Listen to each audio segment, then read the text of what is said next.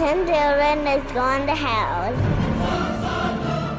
Were you very into like all that murder porn on like ID and shit? I mean, I'm not really, but I mean, I grew up watching things like NYPD Blue and Murder One and Law and Order and fucking The Practice or whatever and all those fucking shows, which this ruined all of them for me because once you do the real thing, I mean, this was great. Yeah.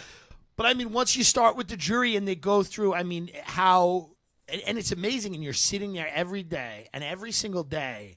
I mean, you have another expert, or you have and this they had a lot of her friends come up. Really, one gangster chick who I love because everyone was afraid of this guy and thought he might get off. So they were like, "Please don't read my address." What was his like? I mean, he's got deal. Yeah, because if he's a CI, that means he's got to be into shit. Like, what kind of stuff was drugs, he doing? everything. Okay, like gang member? I don't know if it was a particular gang. Okay, I think it might have just been drugs. Was he Italian or Puerto Rican? Spanish. I don't know what type of. I don't know what type of Hispanic. They had found like the defense tried to be like, "Hey, we found angel dust in the freezer or something," and I'm like, "Oh, who doesn't have that? Will you stop? You get out of here with your craziness." Have you done dust? I've never done dust. I'd like we should do an episode where we do We dust. should do an episode of dust. Absolutely. People on Twitter, they get off. They're gonna be like, "Hey, I got a few people," but this guy went in there and she was gonna leave. The whole story was that she was kind of done with him. She was gonna move to Georgia with this dude in the military that she liked. And so everybody was terrified of this guy. They would get up and be like, "Please," so they wouldn't read their address except one of her friends, right. Latina gangster chick, got up and was like, "This motherfucker knows where I'm at. You can read my address." She said it, looking right at him. She's like, "He wants to come see me. He can come see me."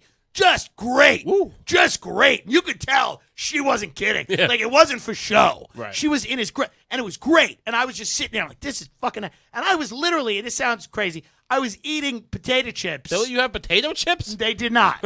They did not. I was eating them. I have a friend who actually listens to this show who worked in the court system who walked in to one of these proceedings and saw me in a jury box eating fucking potato. And I was fucking this lunatic from high school that was like smoking pot all the time and like making jokes. Like, what the fuck?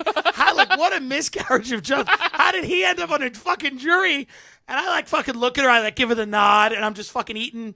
Did they call you out at some point? Like, stop eating? Yeah, they were like, you can't do that anymore. Because literally you would just hear this. You'd be like, and at what point did the defendant approach you?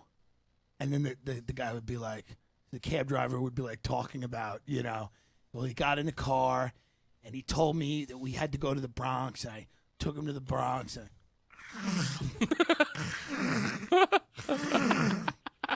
then sometimes even worse when they were like, and can you describe the stab wound? Well, the wound was in the lower portion of the neck. And what became clear as I'm hungry. I once dropped a tin of Altoids, and it splattered in the middle of a very important testimony. And I forget whose it was, but the whole courtroom laughed. It was very funny. It was a good bit.